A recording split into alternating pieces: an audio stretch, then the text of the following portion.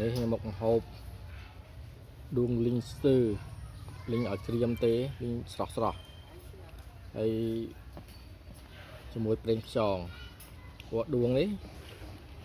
ខ្ញុំធ្វើប្រហែលសា3 4សាគឺ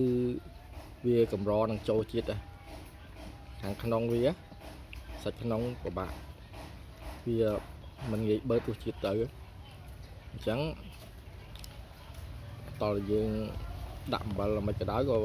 ត្រាំច្បាច់វាមិនក៏ដោយក៏វានៅតែសាបដែរ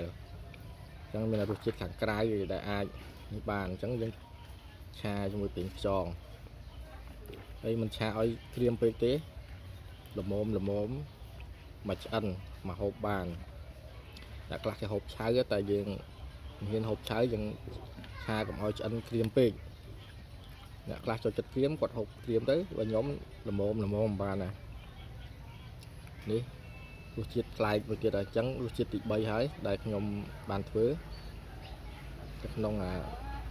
ចិញ្ចឹមដួងជាលក្ខណៈគ្រួសារជាលក្ខណៈហូបចុកប្រចាំគ្រួសារខ្លួនឯងទេមិនទាន់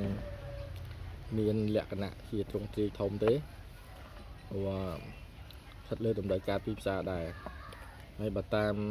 អ្នកចិញ្ចឹមមុនគេប្រាប់ថា1គីឡូពី60000ទៅ80000រៀលទៅតាមខែសម្បូរខែអត់ដែលគេធ្វើបានណា